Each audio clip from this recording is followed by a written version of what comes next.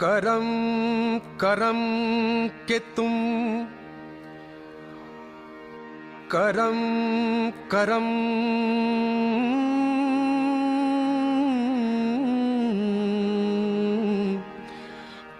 करम करम के तुम श्री आदिशक्ति हो माता। करम करम के तुम श्री आदिशक्ति हो माता। करम करम के तुम श्री आदिशक्ति हो माता। ये इल्तिजाए सहजा कबूल हो माता। तू ही ईसा मसीह, तू ही ईसा मसीह, तू ही श्री गणपति, तू ही ईसा मसीह, तू ही श्री गणपति। मेरी माँ निर्मला, मेरी माँ निर्मला, तू ही ईसा मसीह, तू ही श्री गणपति, तू ही ईसा मसीह, तू ही श्री गणपति।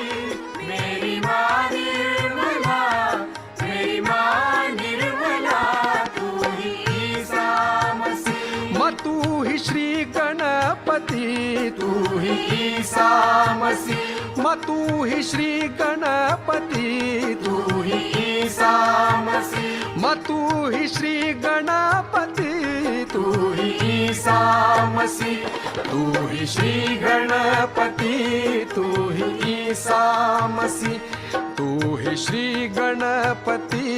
मेरी माँ निर्मला, मेरी माँ निर्मला, तू ही ईसा मसीह।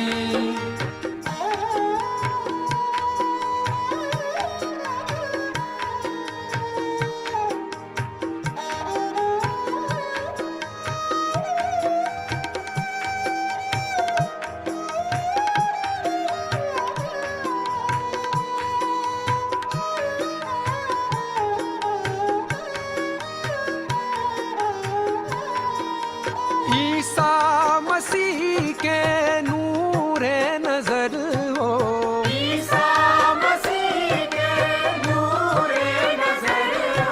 हाँ ईसा मसीह के नूरे नजर हो, ईसा मसीह के नूरे नजर हो। सहजी दिलों में तुम ही बसर हो, सहजी दिलों में तुम ही बसर हो।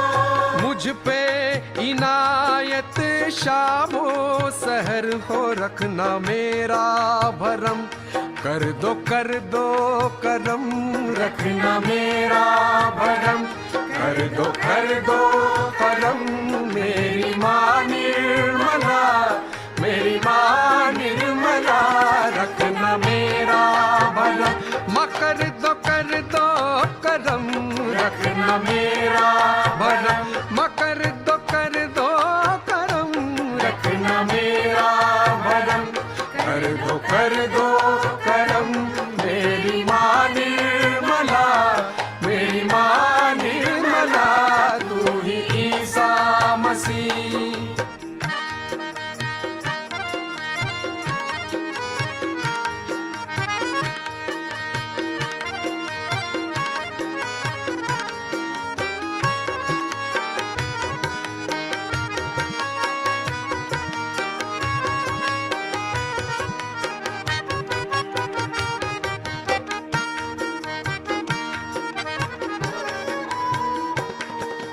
जिसने भी तुमको दुख में पुकारा, जिसने भी तुमको दुख में पुकारा, उसको दिया है तूने सहारा। उसको दिया है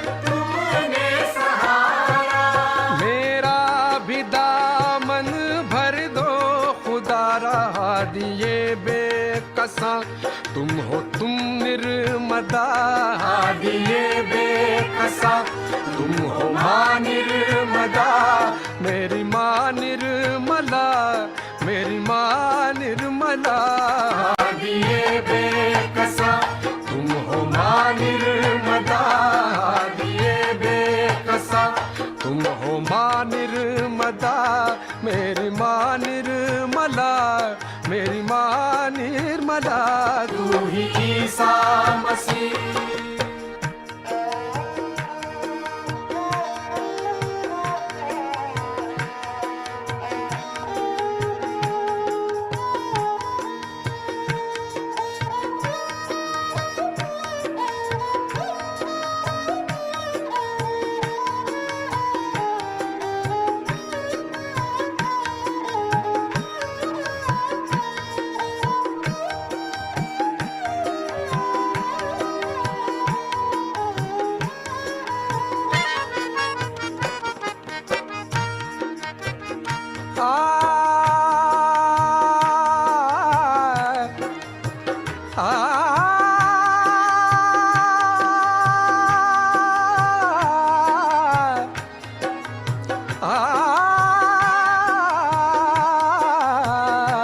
तू ही ईसा मसीह तू ही श्री गणपति तू ही ईसा मसीह तू ही श्री गणपति मेरी माँ निर्मला मेरी माँ निर्मला तू ही ईसा मसीह याद माए निर्मल नगरिया याद माए निर्मल नगरिया चंदा सी शीतल चेतन लहरिया चंदा से शीतल चेतन लहरिया सूरज के जैसी तेजस नजरिया अब तो कृपा करो हाथ सर पे धरो अब तो कृपा करो हाथ सर पे धरो मेरी माँ निर्मला मेरी माँ Nirmala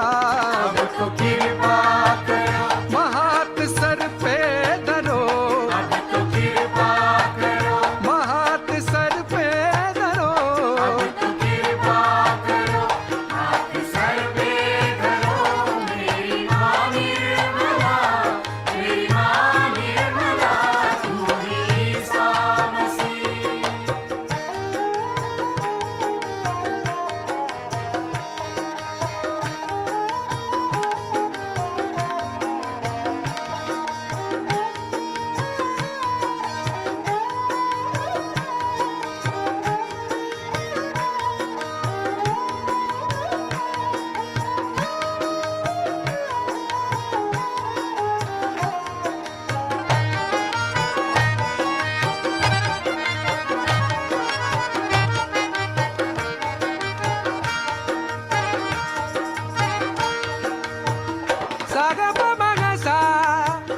saga pa maga pa maga sa ni da ni da pa तू ही ईसा मसीह तू ही श्री गणपति तू ही ईसा मसीह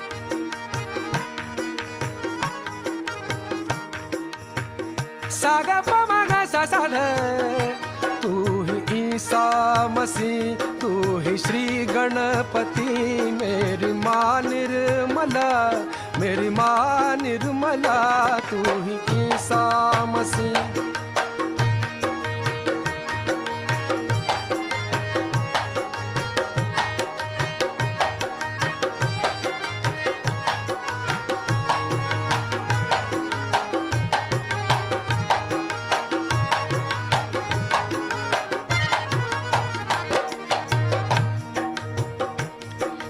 सहजी है तुम पे कुर्बान माता सहजी है तुम पर कुर्बान माता सहजी का है ये अरमान माता सहजी का है ये अरमान माता कर लो समर्पण ये स्वीकार माता एक नजर डाल दो मुश्किलें टाल दो, एक नजर डाल दो, मुश्किलें टाल दो।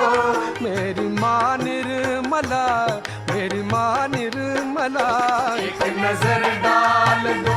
माँ मुश्किलें टाल दो, एक नजर डाल दो। माँ मुश्किलें टाल दो, एक नजर डाल दो, मुश्किलें टाल दो। मेरी माँ निर्मला, मेरी माँ निर्मला, तू ही ईसा मसीह, तू ही ईसा मसीह, तू ही ईसा मसीह।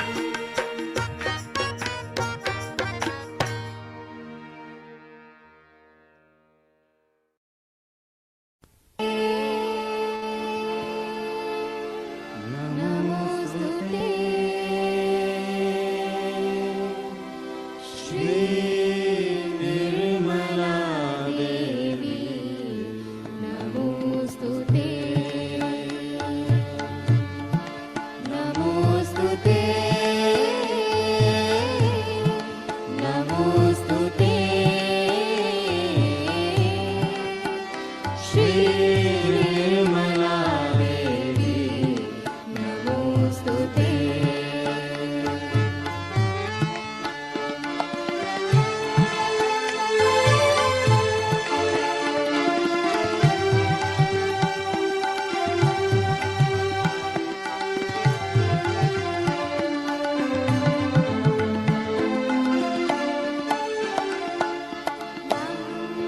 ज्ञानी घे सुर विमले करे मलाधीश्वर, सम्यक् ज्ञानी गुरु स्वतः च होता वचनुता।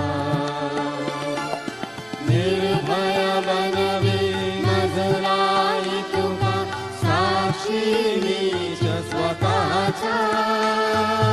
सकलामध्ये असता तर्हि रजनी अनुरेणुचा। क्षमाशील तू बन विमजला, शरण शरण माते, नमोस्तुते, नमोस्तुते श्री निर्मला देवी, नमोस्तुते, नमोस्तुते, नमोस्तुते श्री निर्मला देवी, नमोस्तुते।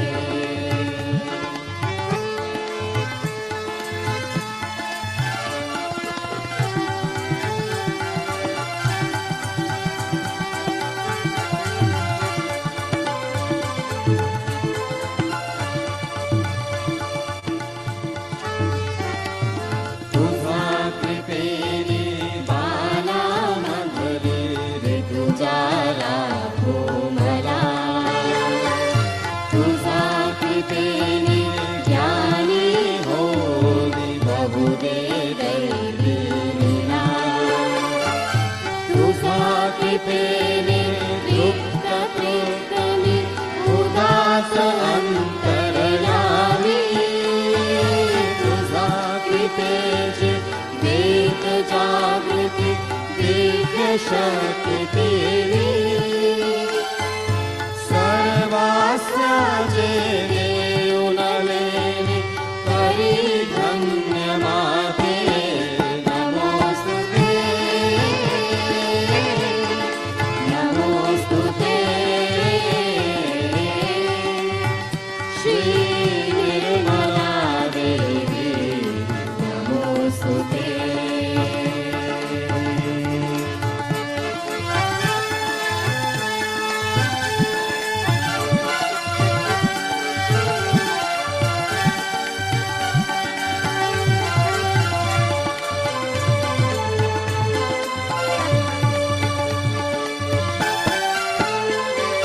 तूच खरोखर या विश्वाचे करते अंतर्विती। तूच खरोखर हरी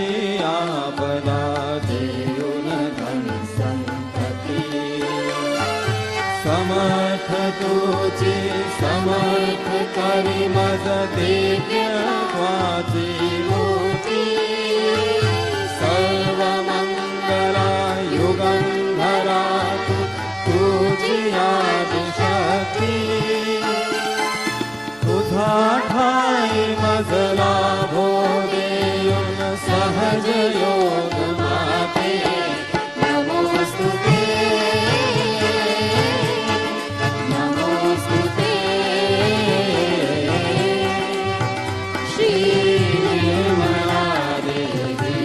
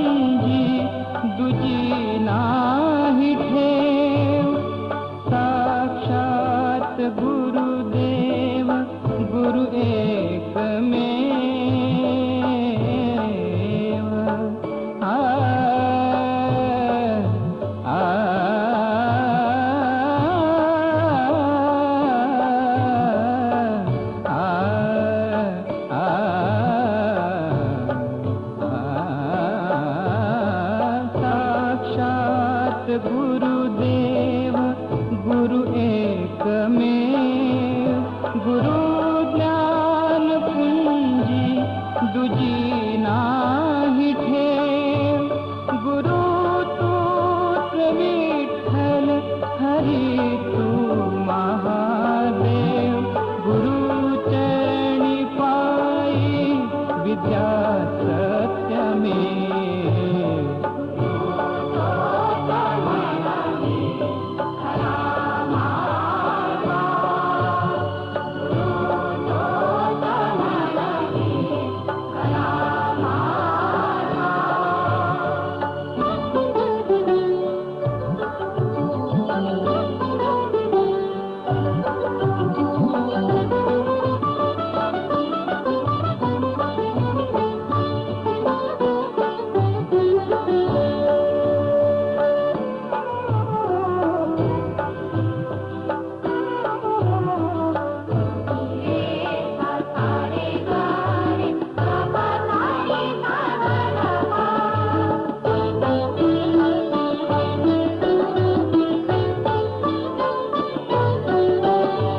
गुरुबिन जीवन हे खडकावरील बीज, असुनी भूवरी परी फुटेना अंकुरती। गुरु प्रेम वृष्टीने जाईल भीज, गुरु ज्ञानाचे होय परिपूर्ण चीज।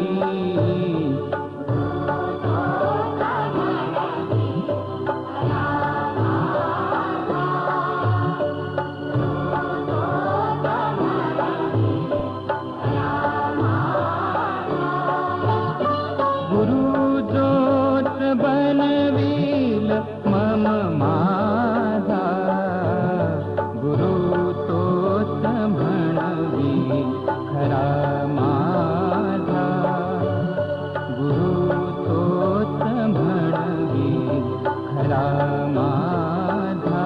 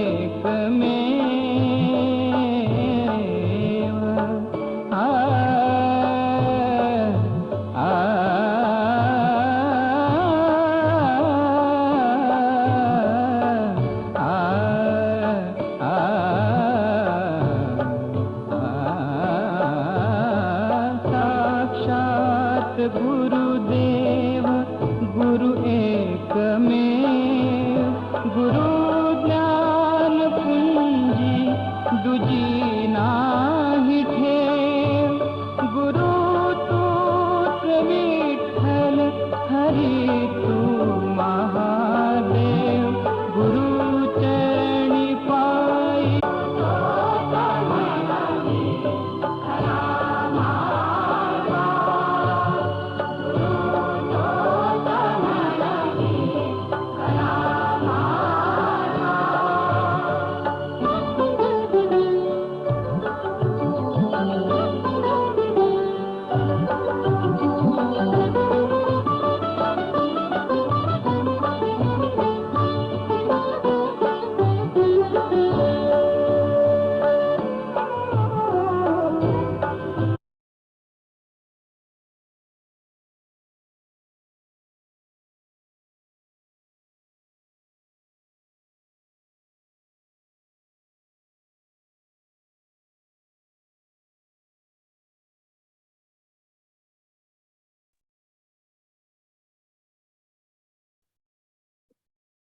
जय श्री माता जी। सहज योग, द इटर्नल नॉलेज, निरंतर ज्ञान के इस ध्यान मंच में आप सभी संतों का, पुण्यात्माओं का हृदय से स्वागत है। आप सभी को हमारा हृदय से प्रणाम स्वीकार्य हो। परम पावनी मां के चेतना सागर में सर्व सब समर्पित करते हुए आज हम अपनी गुरु मौली मां की परम शरणागति में सहज ध्यान के सामूहिक आशीर्वाद के लिए सब एकत्रित मां के श्री गणेश बच्चे, मां की दी हुई एक वो स्थिति जो गुरु की स्थिति है, जहां ब्रह्मा विष्णु महेश और श्री गणेश के अबोध भाव हमारे अंदर गुरु के रूप में जागृत होते हैं, तब हम परमात्मा की चेतना से एक रूप होकर के अपने अंतस की चेतना में आगे बढ़ते हैं। और विराट की चेतना से जब हम एक होते हैं तो योगेश्वर की स्थिति में हम अभोगी हो जाते। हमारा शरीर है, हमारी इंद्रियां हैं, हमारे रिश्ते हैं, लेकिन वो नहीं है, क्योंकि हम उस स्थिति से परे चले जाते हैं, हम चेतना में चले जाते हैं। और उस चेतना की अवस्था में हम अभोगी की अवस्था में शिव धाम में पहुंचते हैं, जहां केवल आनंद है। ब्रह्मा विष्णु महेश की समस्त शक्तियां हमारे अंदर जागृत होती हैं, लेकिन शिव जी की जो आनंददायी स्थिति है वो इन सभी शक्तियों को अपने अंदर समा लेती है। और हम उस आनंद अवस्था में, उस गुरु पद की स्थिति में हम अपनी गुरु मौली मां, आदि शक्ति मां, देवी मां को चेतना के पुष्प के रूप में समर्पित हो जाते हैं। बाहर का जो हमने योग धारणा के लिए जो भी कर्म किया वो एक स्थिति को जन्म देता है, और वो है हमारी चेतना का पुष्प के रूप में फलित होना और मां के श्री चरणों में समर्पित हो जाना। मां ने ये आशीर्वाद हम सभी बच्चों को दिए हैं। मां ने जो मूल सूत्र बताया कि मैंने आपको चेतना में जन्म दिया है, श्री गणेश के रूप में जन्म दिया है, और आपको जो वांछित ज्ञान है वो दे दिया, और इस ज्ञान के सहारे आप मेरी शक्ति के साथ साथ जब बढ़ते हैं तो आप भी वही रूप बन जाते हैं। जब तक आपके अंदर ये शक्तियां पूर्णतया जागृत नहीं होती, तब तक मैं आपके गुरु हूं। और जब आपके अंदर ये शक्तियां पूर्णतया निखर जाएं, तब आप गुरु बन जाते हैं। तब आप लोगों का मार्गदर्शन करते हैं और उस स्थिति में आप परमात्मा की चेतना में समर्पित हो जाते हैं।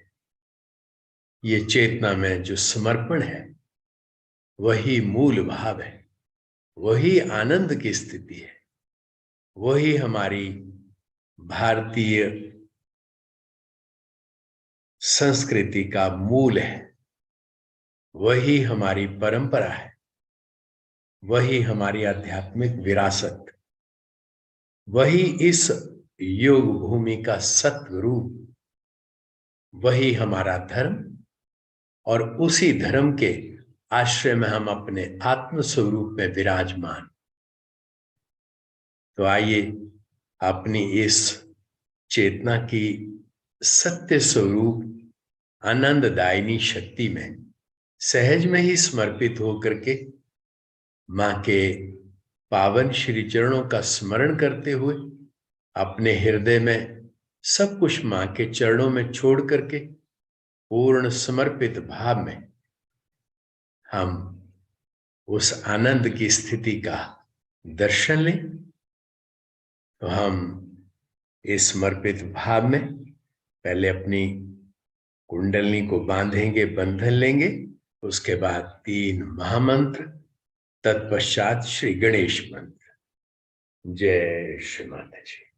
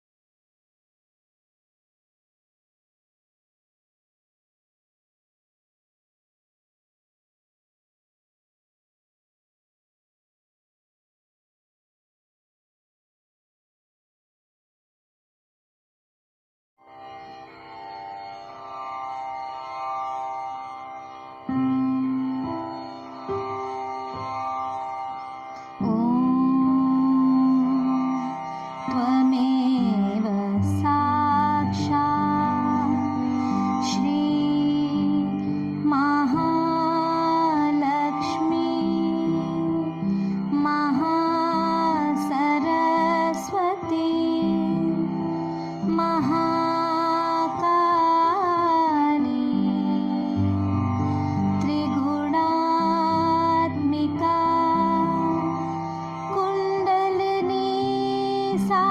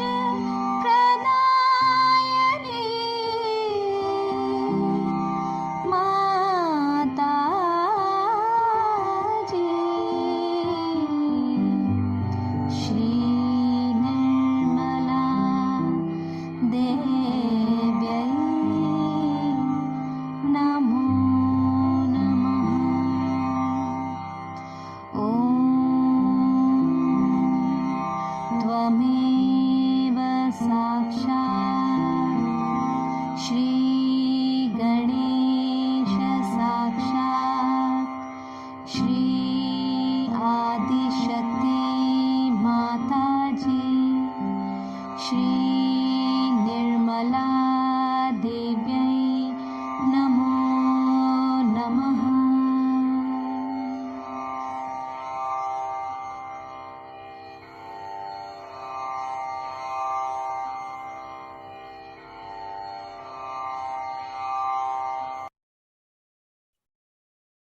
जय श्री माता जी। अब हम चेतना की स्थिति में अपनी मां को निहारेंगे।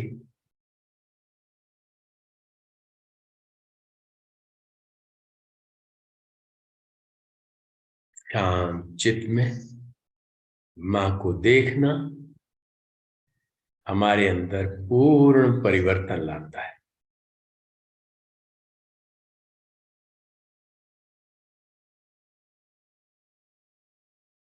सब कुछ दिव्य हो गया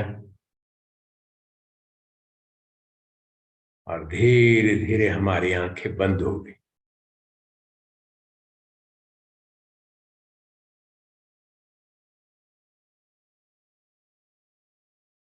अब हम चेतना की इस आनंदमयी स्थिति में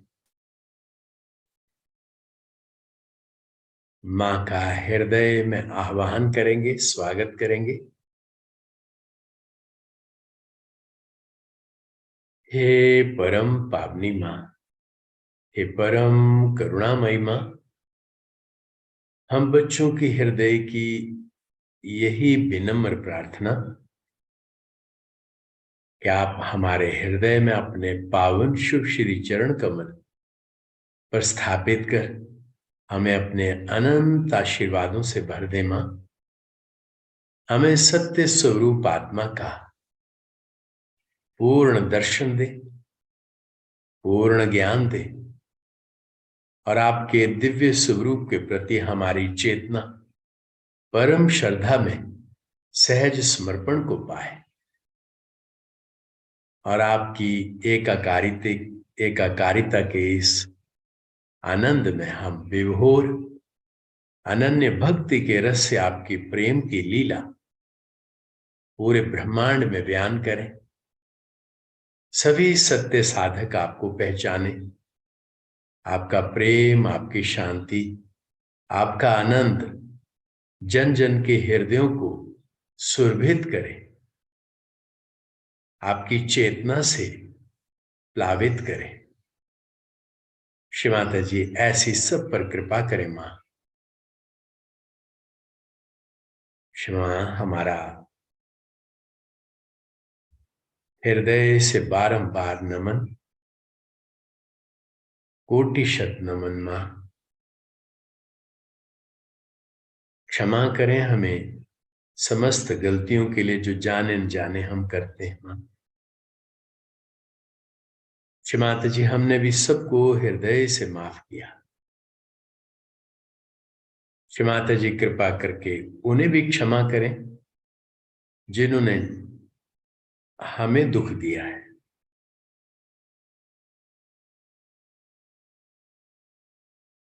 हे परम गुरु मौली मां, आज के ध्यान के माध्यम से हम गुरु पद की उस उच्च स्थिति का अंतर अवलोकन करना चाहते हैं जो चेतना की उच्चतम स्थिति है, जहां हम चेतना के पुष्प बन अपने स्रोत में समर्पित हो जाते हैं। जो समर्पण सहज है, जो प्रयत्न शैथिल्य, विचार शैथिल्य और अंततः अभाव में जाकर के फलित होता है। ऐसे ध्यान की पूर्णता का हमें आशीर्वाद देकर आज के ध्यान की अनुमति प्रदान करें और हमारा मार्ग प्रशस्त करते हुए हमें अनंत आशीर्वाद दे मां। जय श्री माता जी।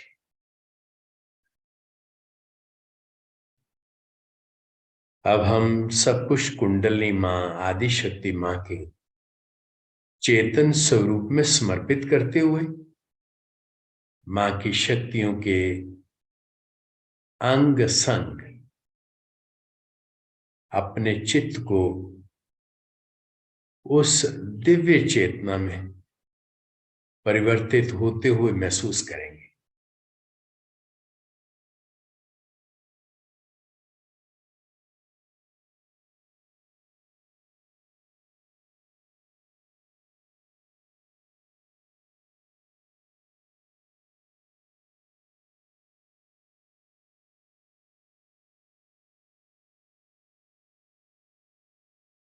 और हम और शांत हैं, स्वतः गहन शांति में हम आसीन हैं।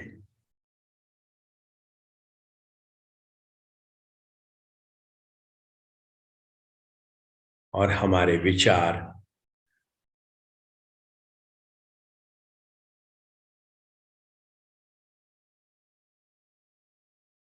शांत भी हो गए और ठहर भी गए,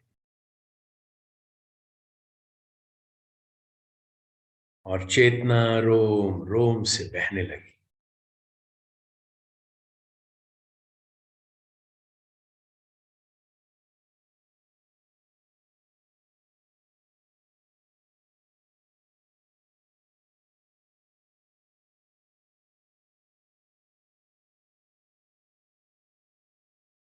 हम इसमें कोई प्रयत्न नहीं कर रहे हैं, जो हो रहा है उसे महसूस कर पा रहे हैं।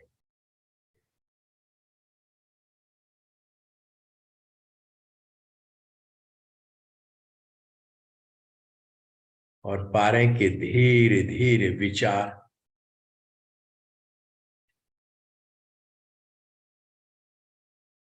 अपने स्वरूप को छोड़ते हुए सत्य स्वरूप में केवल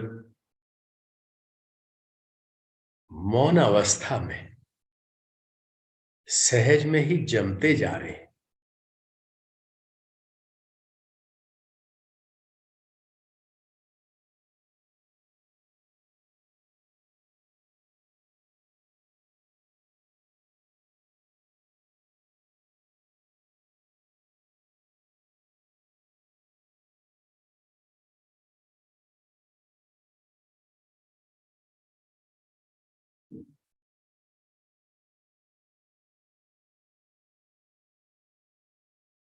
अब स्वतः ही सहस्त्रार से ऊपर चेतना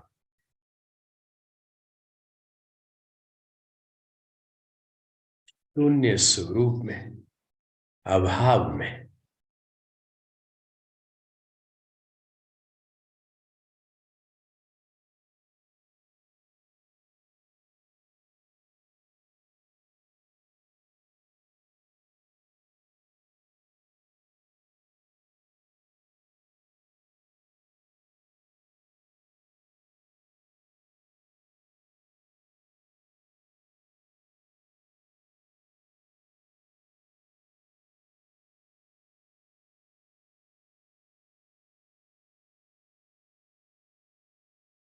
और यही शून्यता,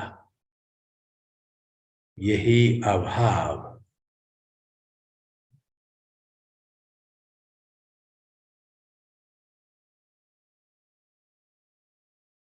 चेतना का स्थान है।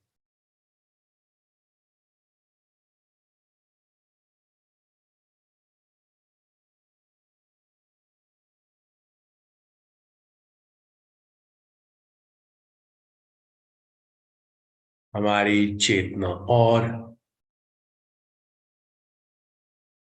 आनंददायी स्थिति में बदलती हुई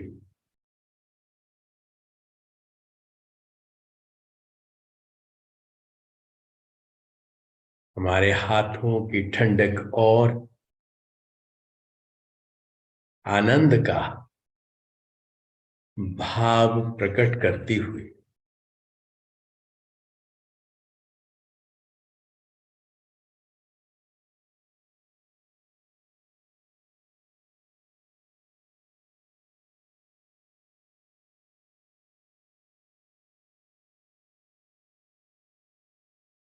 थोड़ा सा भार, लेकिन वो चेतना के इस आनंद में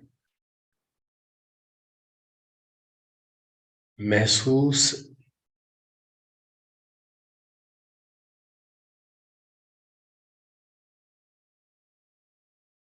उस स्थिति में है जहां हम उसके ऊपर हल्का चित्त दें।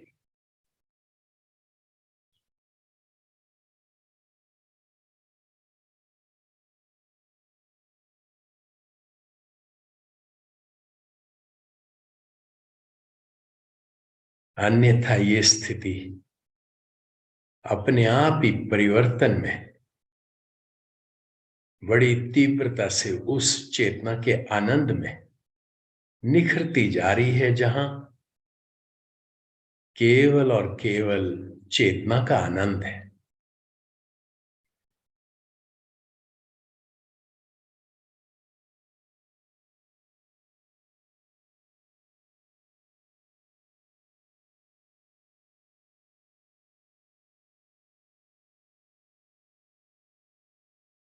कुंडलिनी मां हमारी एक एक ग्रंथि, हमारे रोम रोम का निरीक्षण करती हुई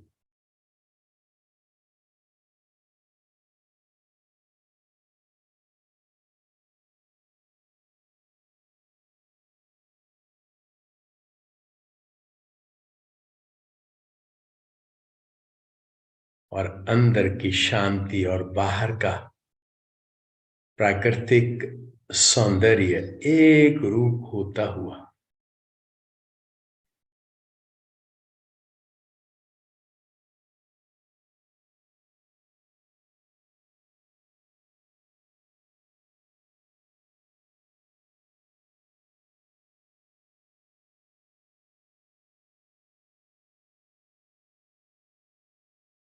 और स्वतः ही चेतना उन निरर्थक चीजों को छोड़ती जा रही है जो बाधा, बंधन या चक्रों की पकड़ के रूप में, क्षणिक रूप में हमारे अंदर अपना असर दिखाते हैं। और तत्क्षण चेतना हमें उस स्थिति से, आनंद की स्थिति में सहज में ही ले लेती है।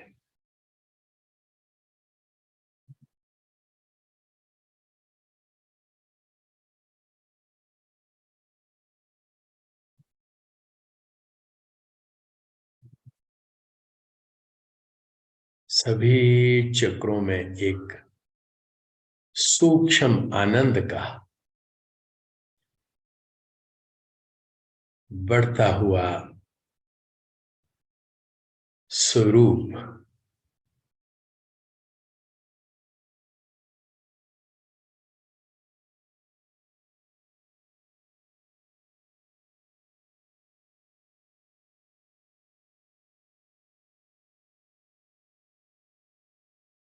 हल्का सा खिंचाव दाएं स्वादिष्ठान में, तो ये जानते हुए कि कर्ता भोक्ता वही ब्रह्म स्वरूप शक्ति है और अब हम पर ब्रह्म की स्थिति में हैं।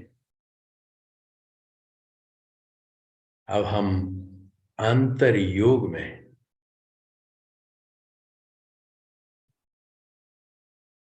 तो हमें बाहर के पट बंद करके अंदर के पट खोलने हैं।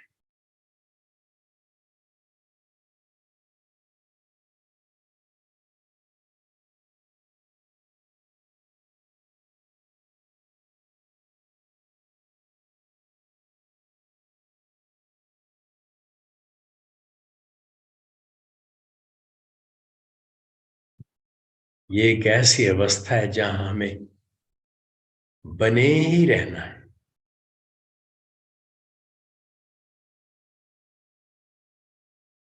इसमें हम कुछ कर नहीं रहे, लेकिन जो भी चेतना के विरोध में वो अपने आप छूटता जा रहा है।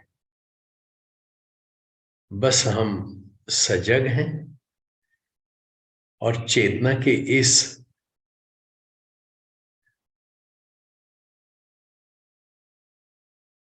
उस भाव को महसूस करते जा रहे हैं जहां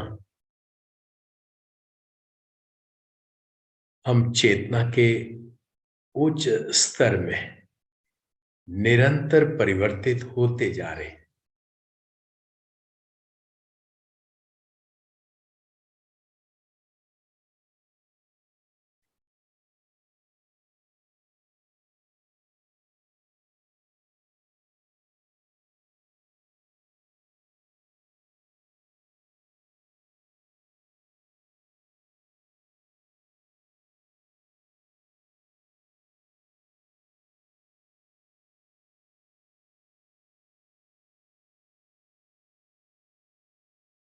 हम अपने चक्रों से अछूते हैं, अपनी नाड़ियों से अछूते हैं।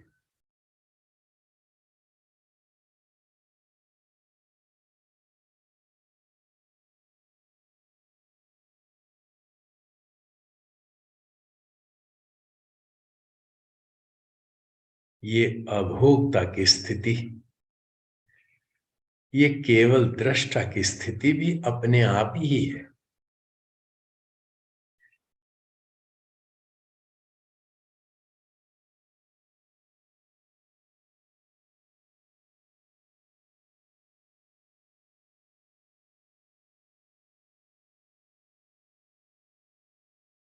अब हम और गहन निर्विचार चेतना में परिवर्तित होते हुए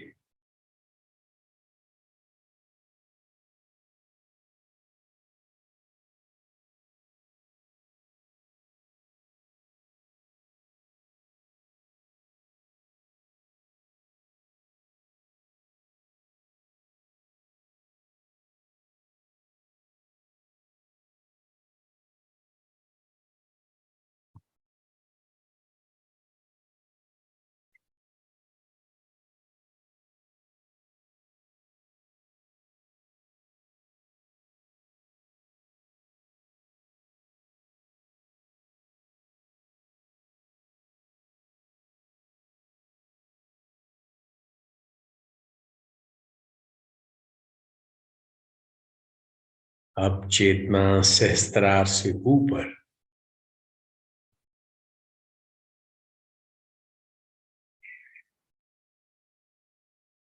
और ये स्थिति बहुत आनंद की स्थिति है।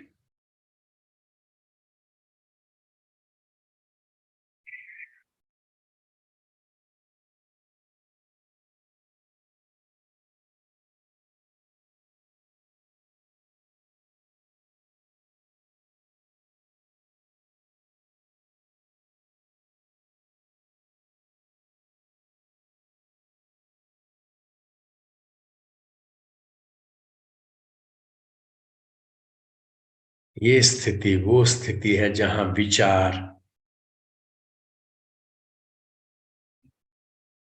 अपने आप ही छूटते जाते हैं।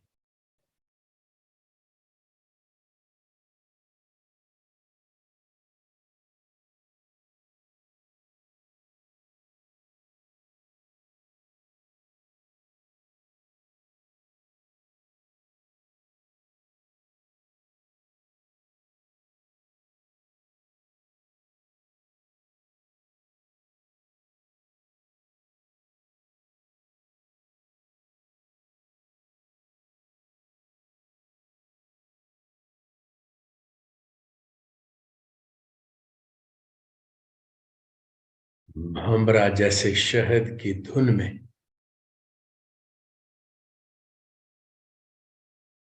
फूलों में ही अपने चित्त को समाता है और शहद इकट्ठा करता है, वैसे ही हमारा चित्त अनुग्रही भाव में उस चेतना के आनंद में रत रहता है।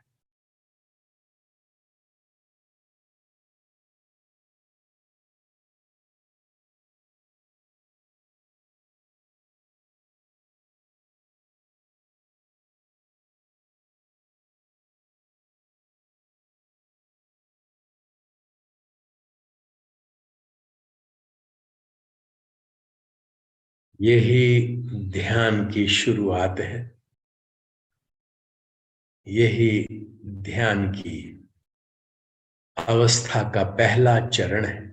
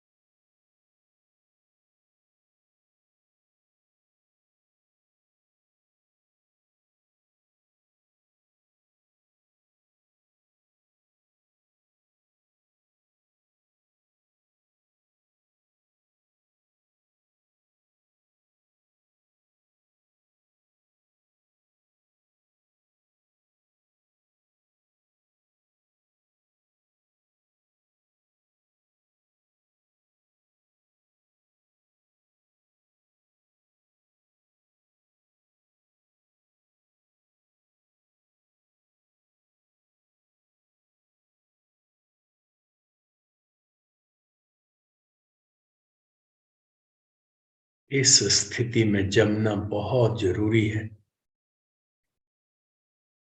जहां हम पूरे निष्क्रिय भाव में, निर्विचार समाधि में अपनी उस अवस्था में परिपक्व होते हैं जो चेतना का परम स्वरूप है।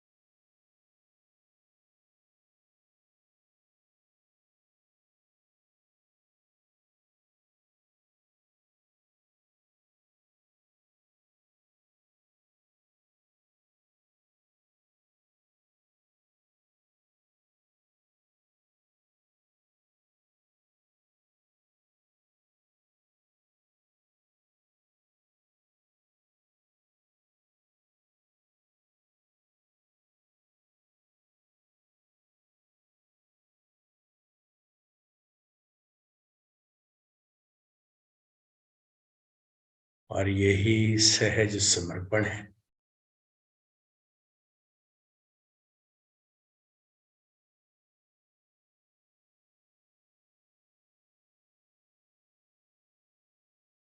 जिसमें शब्द अभाव में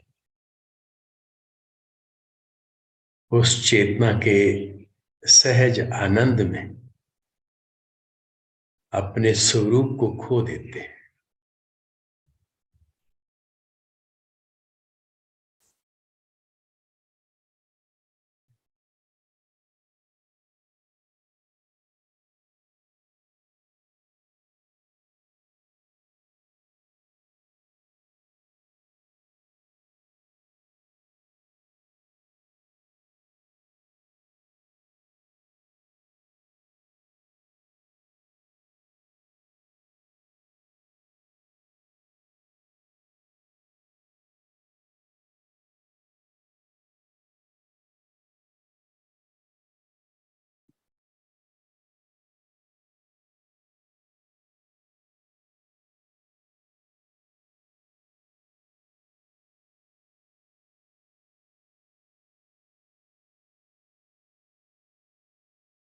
यही समाधि की अवस्था है।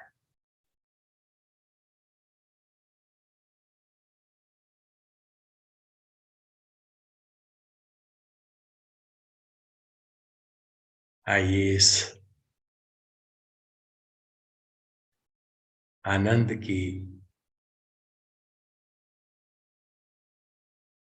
सहजावस्था में मां के मुखारविंद से इन स्थितियों के चरणबद्ध तरीके से हमारे अंदर परिवर्तन का बयान सुने और उसका अनुभव अपने अंदर ले। जय श्री माता जी।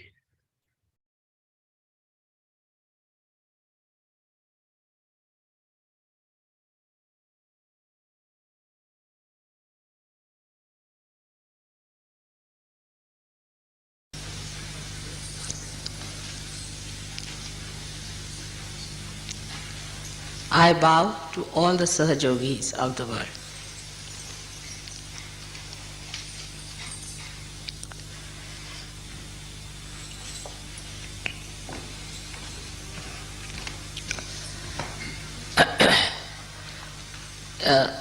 It is very heartening to see so many of you assembled here to do the Guru Puja, to worship your Guru in person is regarded as the highest blessing. But in my case, it's a very different combination that I am your mother and your Guru.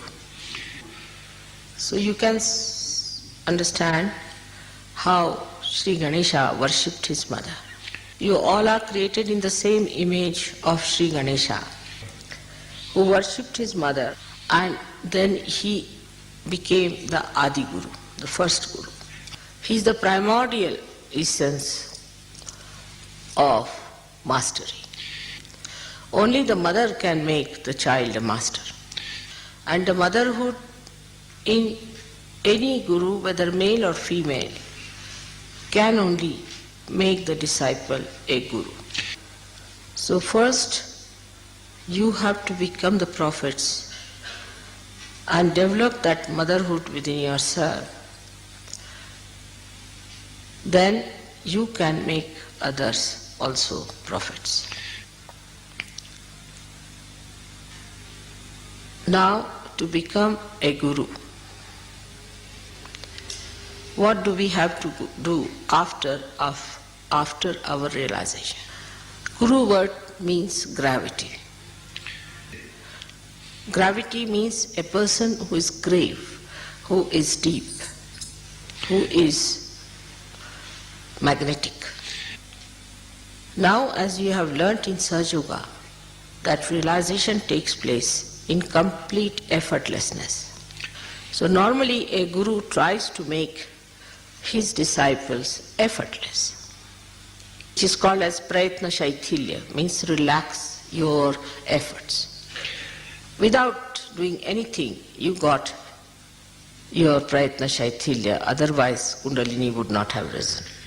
Then the second stage is vichara shaithilya, the thoughtless awareness. This also you got it without doing anything. And the third is complete negation of thought, abhava, and the bliss of peace. So one has to understand that you have to pass them through 3 stages. First, when you get your realization, all these things come spontaneously for that moment. When you raise the Kundalini of others, these things happen to them spontaneously. You too have that power now to raise the Kundalini of people and to establish it in them. But we must understand why it has to be done that way. Why we have to have vichara shaithilya. Because when you project any thought, it is artificial. It is not reality. Thought always stands between you and the reality. When you put in an effort, you stand against becoming. For example, if I have to cure you, I just put my hand and finished. No effort. Because I am that. You get your realization because I am that. I don't put in any effort, I don't think about it. I am that. Just looking at someone, it can be done. Just putting attention to someone, it can be done. Just with a small desire, it can be done. Because you are that. You can mold it the way you like. You can get an example from gold. Now gold is untarnishable. It does not have to think it is untarnishable. It does not have to put in an effort it is untarnishable. It is. So to be, you don't have to put in any effort. If you have to put in an effort, that means you are not yet that. If you look at the sun, it shines. It doesn't have to put in effort to shine. It shines. So to be that, if you have to put in an effort, that means you are not that. You are trying, you are artificial. The flowers are beautiful, so they don't have to beautify themselves. And this is what one has to understand, that innately if you are that, if you have already become, then what is the need to put in any more effort? But when we say these things, you see, then people think you have to be lethargic, that you need not do anything. You become a guru without doing anything. That's why at the very outset I said it goes in stages. So the first stage is of Sri Ganesha. How he surrenders to the Shakti, to the mother. That is the beginning. If one cannot surrender, that doesn't mean you don't do anything. But surrendering means the worship, the respect of the higher, the obedience to the higher, not to argue it out, not to react, acceptance, absorption, like a child absorbs the milk of the mother, without questioning, without reasoning. That's why Christ has said, you have to become like children. But if you are questioning, then you are no more a child. So first is the state which you have to develop, is the childlike state. But child, which is a realized child, which has to have a gravity. If you can develop childhood first, then everything takes proper course. Because maturity cannot take place unless and until you start from the very beginning. And gravity means maturity, not frivolousness. So now the quality of Ganesha, as you know, is that he has viveka, means he has discretion. He has means he is discretion. So try to develop your discretion power, so that Sri Ganesha gives you the wisdom, subuddhi, wisdom. And this is why you have to have a dependence on Sri Ganesha. So at this point, you have to make a negation of efforts. Like whatever are efforts anti-Ganesha or anti-innocence must be negated. So the negation of effort is to be achieved by negating whatever is the effort. Means the effort of negation. So in the beginning you will not be effortless. You will have to put in effort. Like Christ has said, thou shalt not have adulterous eyes. So how do you make your eyes innocent? In SahajaYoga we have a method by which we try to distract our eyes from effort that makes it adulterous. Like we try to put our attention, our eyes on the Mother Earth, on the grass, on the trees. So the avoiding of the effort itself is effort. So those people who have come now recently have to understand also that they have to put in all kinds of efforts to stop the efforts. For example, some people are used to very comfortable life. They may talk of all kind of renunciation. When it comes to comfort, they want to have comfort. Such people should try to get out of the habit of comfort. Sleep on the ground, sleep on the Mother Earth. Some people have an attention which is all the time looking this side, that side, cannot see to one point. So fix your attention. So gradually you will find, you will discipline yourself. So the effort that you put in is very important in the beginning of Sahaja. Another thing is very common in the West is the harsh tongue, the sarcasm and hurting others is a very subtle way of violence. Or if they are really blunt, they can start with ego expressions also. I. Such people should stop talking completely. Make an effort to stop. Just don't talk. Now watch your mind. Is it trying to talk something sarcastic, nonsensical? So this watching also requires effort. So to sprout the seed is easy, but then one has to put in the effort to look after the little plant. And when it matures, then it's on. So first the effort should be made to protect yourself against the mind which you have built in through your ego or superego that goes into the wrong direction of effort. But sometimes be very careful. You have to be discreet. And the best way to be safe on discretion is to keep in the center. Never go to any extreme of anything. For example, some people are fond of music, say. So they'll go on after the music part of it. Some people say are fond of poetry. Then they'll go after the poetry. There is nothing wrong in it. But whatever you achieve in all these things must be brought back to the collective and must be enjoyed by everyone, and you should also enjoy what others have. For example, somebody is a very learned man and a dry person. So he has to make an effort to make himself sweet. So try to neutralize your extreme nature by coming in the center. And the best way to say is, I like everything. The way you keep me, I am happy in that. And to suggest yourself that I am the peace.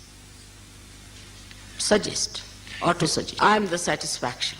I am the dignity. Try to impose these artificialities upon yourself of these virtues and righteousness. And then ask yourself, if I am dignified, how can I do such a thing? Ask yourself.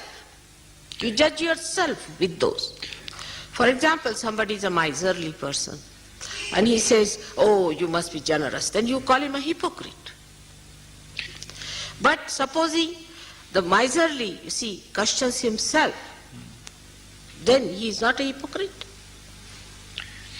So when you put all these artificial so-called values upon yourself, sort of a goal, and then try to achieve that goal through your own effort, then you become that.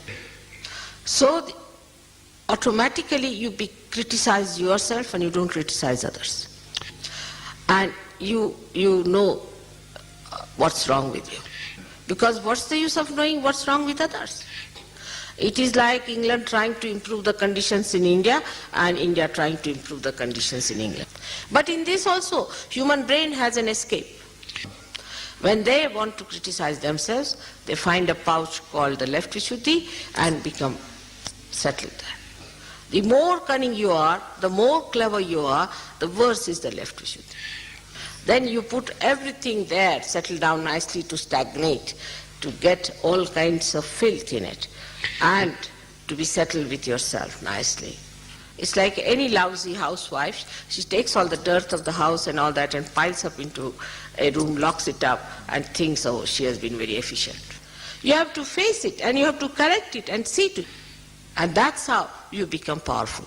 Because if your machinery is out of gear, what's the use of improving somebody else's machinery? And when your machinery is out of gear, you put it in a lock and key and lock it up and say, now it's all right. Or you blame somebody because of this, because of that, something else other than it. Thank God to SahajaYoga today that you all have got realization, so I don't have to do all that cleaning. You can do yourself. So in short, you become your own guru to begin with. You try to tell yourself, separate yourself from yourself and say, hello, sir, how are you now? Come along. But in SahajaYoga, you see, people suddenly assume, you see, a big sort of ego nonsense, and they think they are big gurus, you see, big great people, avadutas. And if you ask them, they say, Mother, I loved you very much. So they think if they loved me, then it is my duty that I should really keep you clean. That's not the attitude of a guru. What guru does is to purify himself and others and give those flowers to the deity. Till you all become gurus, I am your guru. But once you become the guru, then I become your deity.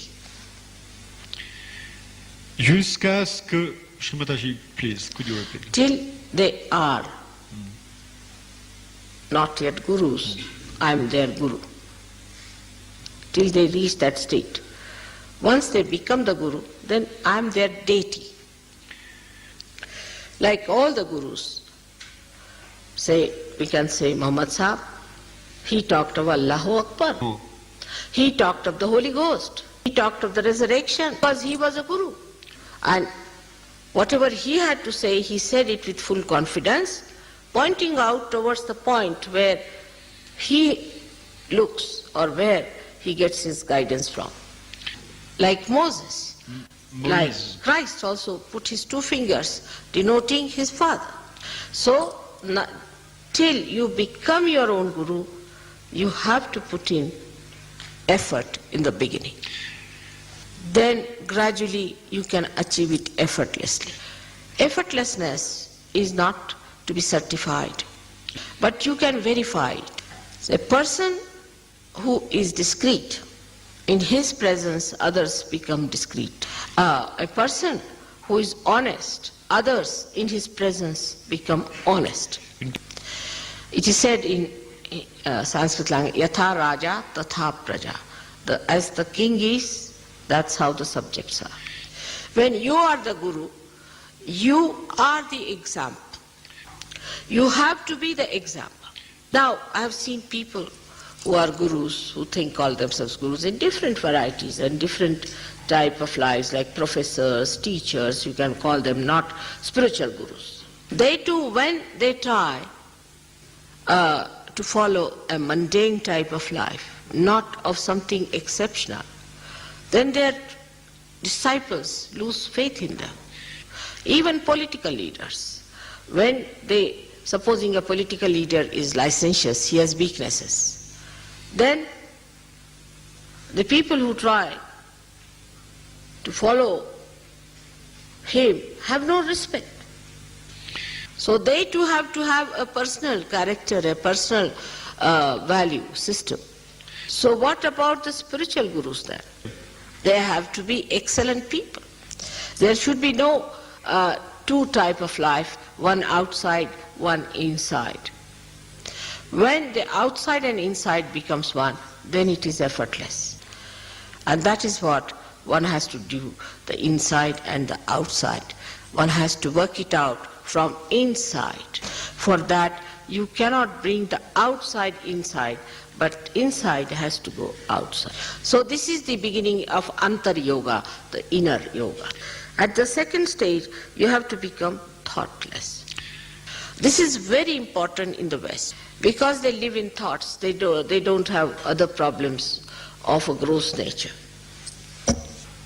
For example, they are brought up in such a way that they are frightened of law. They are brought up this way, they'll keep all their carpets clean, everything clean, you see, very particular about keeping every place clean. All the gross things they keep clean. And then when they try to adjust themselves, they adjust within. Outwardly they are gentlemanly, but inside, in their thought, they are not clean. In their behavior, they are not clean, their eyes are not clean. It's poison inside. And they like that poison to be taken out. Sometimes it comes out as sarcasm. It comes out as their sinister acts of aggression on other countries. They may plan out the complete destruction of the world. And they don't think there's anything wrong in it. Because it's an ideology for which is a thought they are fighting for. As long as there is an ideology, there's a thought, there's some sort of a sublime talk, then they can do what they like. This filth is very sophisticated. Like the people who don't take their baths can use some artificial things to get a fragrance. Inside has to be clean. And that's why first the efforts are to be made to have good thoughts. Watch your mind. How does it think about others? I would say racialism is one of the diseases of the same thing. I've seen people who are very well placed, sophisticated, wear immaculate dresses.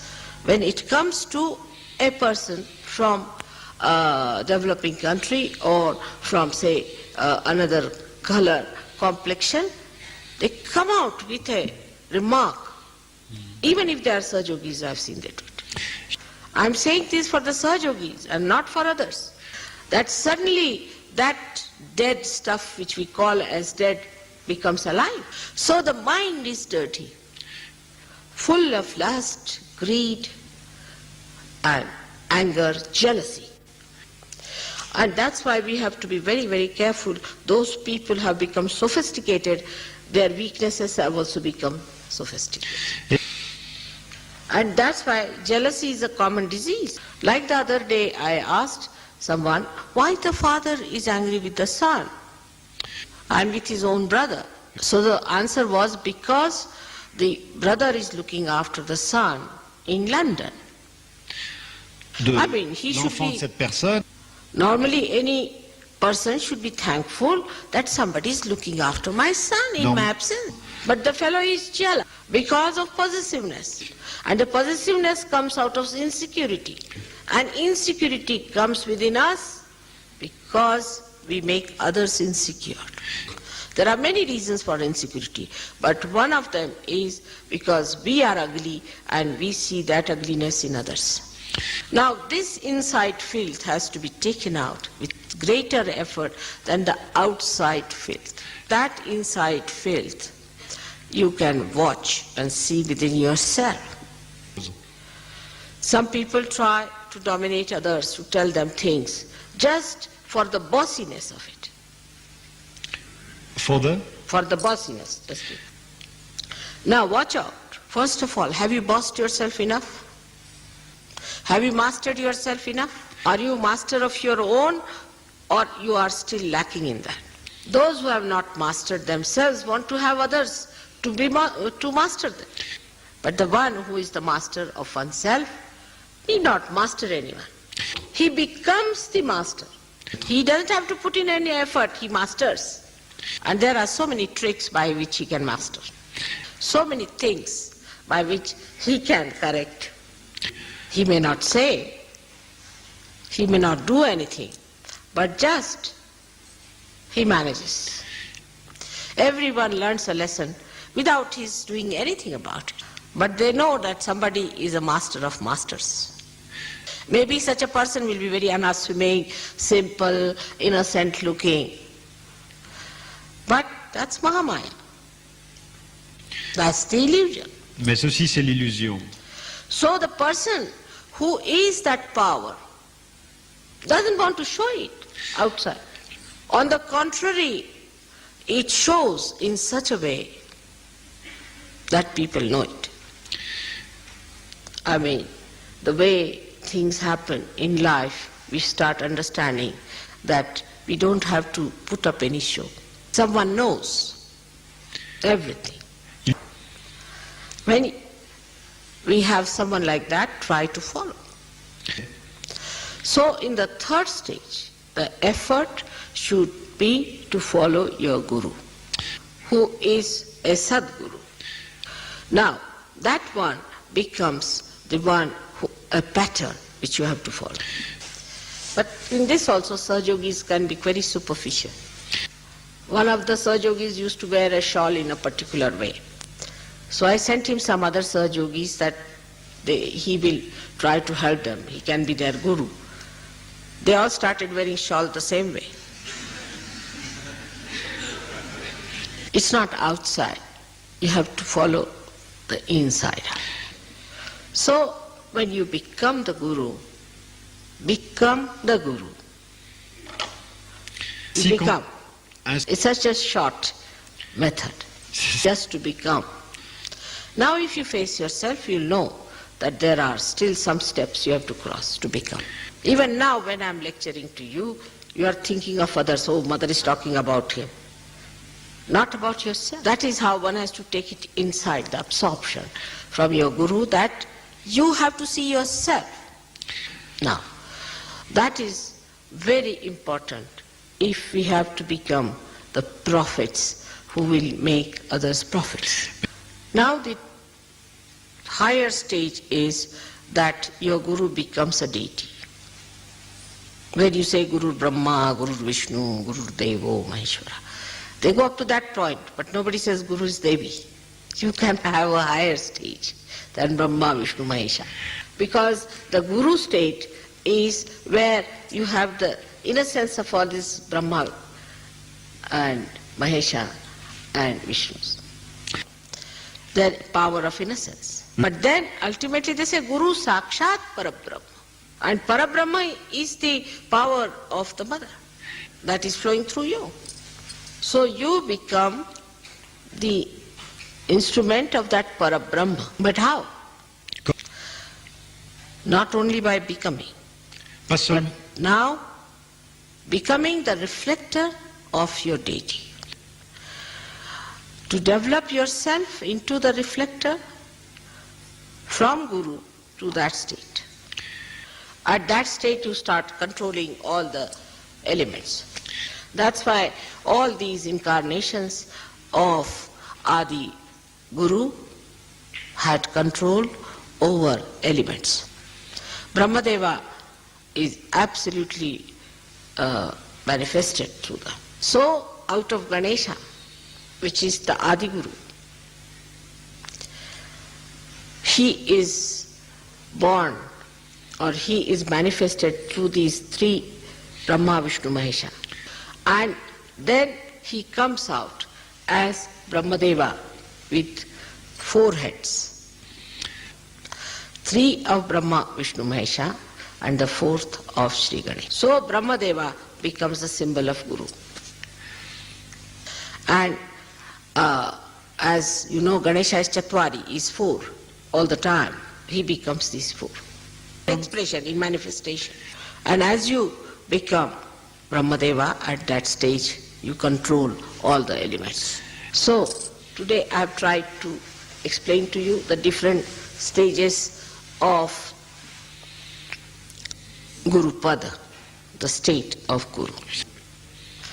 And one should understand, whatever we are today, we are extremely blessed and fortunate people.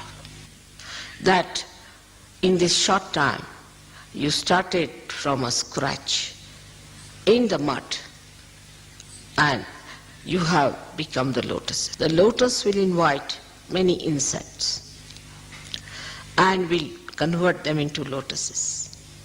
Madhukara, they call it Madhukara. The ones who are selecting the madhu, the nectar, the honey. When they get the nectar, they become themselves the lotuses. The whole dirty, filthy pond is covered with those lotus flowers.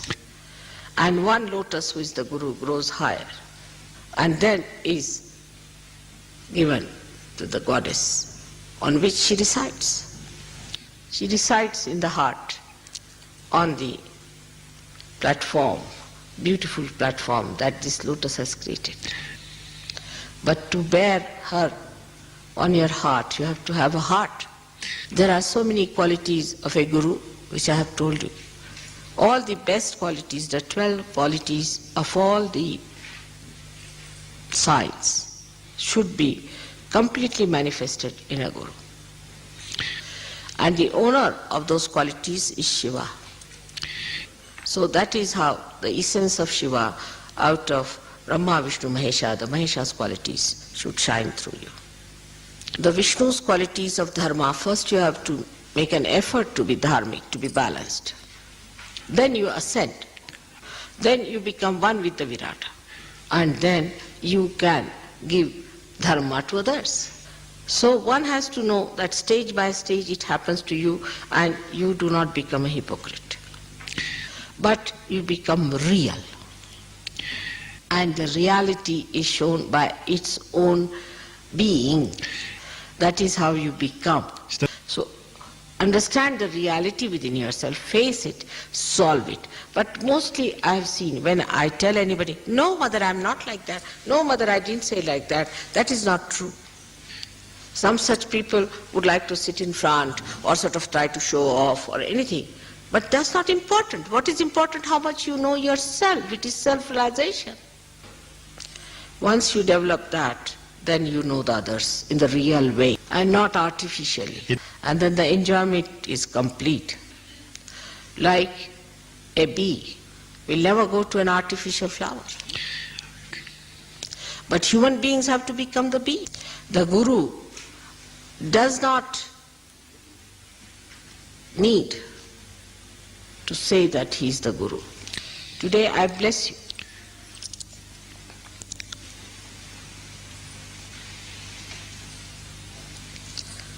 I have completed the 12 years of Gurus. Bonjour. And you should really assume the Shiva's powers within yourself. That is my body, my mind, my heart. Everything Toute chose. has spared no efforts to completely indulge into this cleansing, into this making, into this becoming of you people. I request you now Maintenant. that please do not waste my efforts. Look at yourself, help yourself, Faites-les-vous. and try to rise higher and higher, Yes. to become yourself. When you become yourself, then you become the Guru.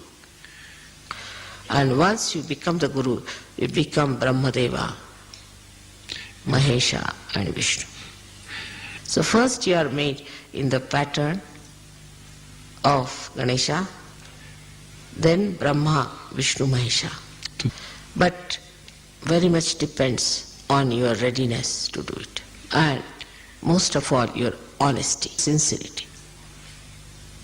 I hope Sri Ganesha will give you the wisdom to understand. The Shakti will give you Shakti to work hard. And Shiva will give you joy. Sadashiva will give you the joy so that you proceed in your establishment. May God bless you. Que Dieu vous bénisse.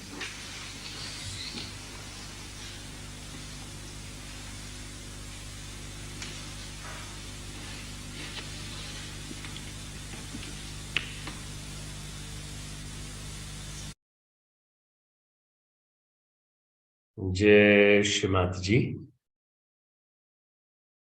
माँ ने जो हमें आशीर्वाद दिए उस गुरु पद की गरिमा में आइए ध्यान का आनंद लें।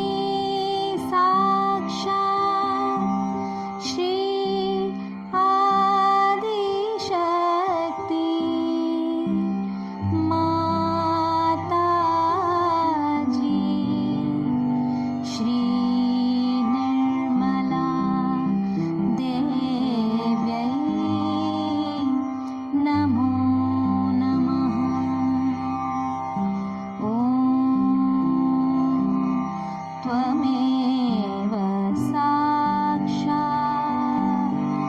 श्री कल्की साक्षात् श्री आदिशक्ति माताजी श्री निर्मला देव्यै नमो नमः। ॐ त्वमेव साक्षात्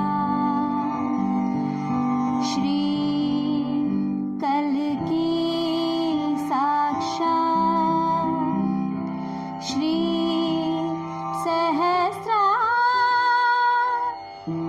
स्वामिनी मोक्ष प्रदायिनी माताजी श्री निर्मला देव्यै नमो नमः।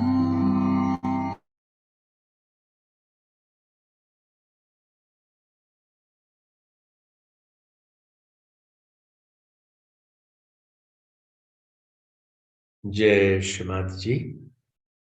सामूहिक बंधन।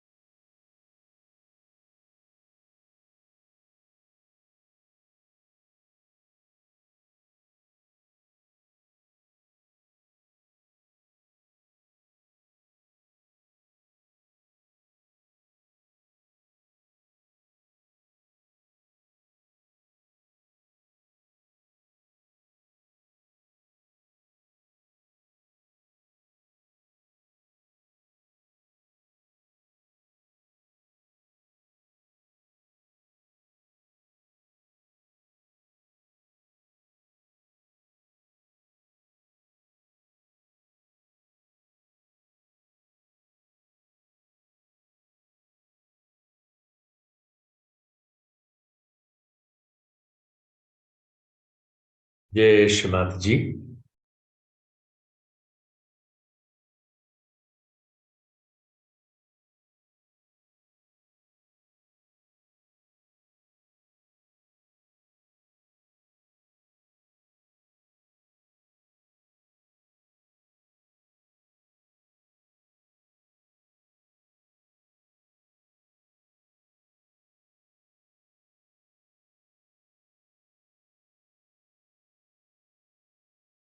जय श्रीमाता जी।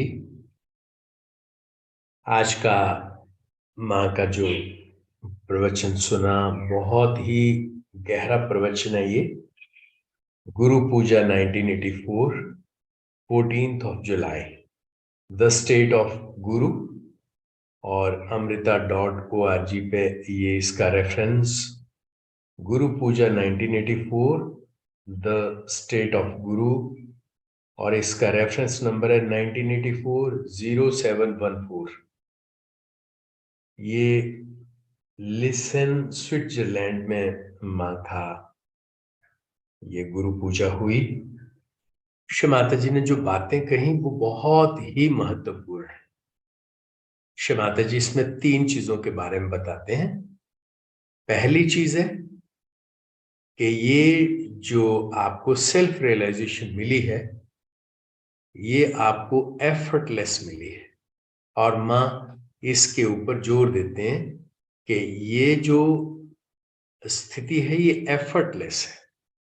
और दूसरा बताया विचार शैथिल्य, वो है कि आपको जो दूसरी स्थिति मिलती है जहां हम बढ़ते हैं, वो है चेतना के आड़े जो चीज आती है वो है विचार।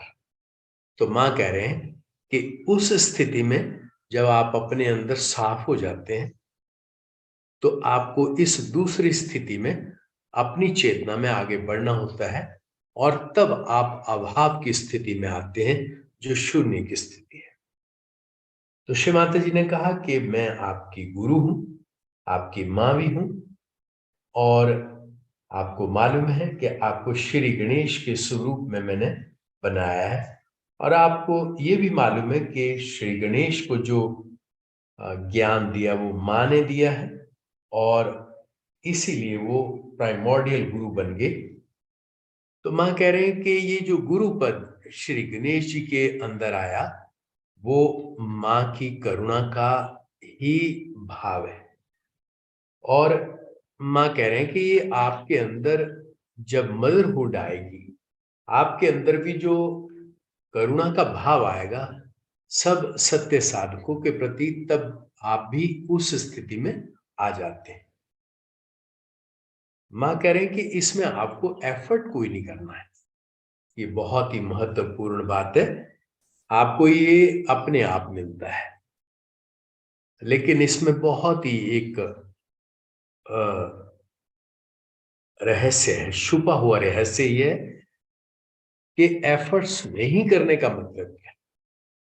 वो एक स्थिति है, लेकिन अगर वो स्थिति नहीं आई तो उसमें मां ने बताया कि आपको इनिशियली अपने आप में सतर्क रहना है, चेतना के लेवल पे देखना है कौन सी चीजें जो हैं वो मेरे इस प्रयत्न शैथिल्य के विरोध में है।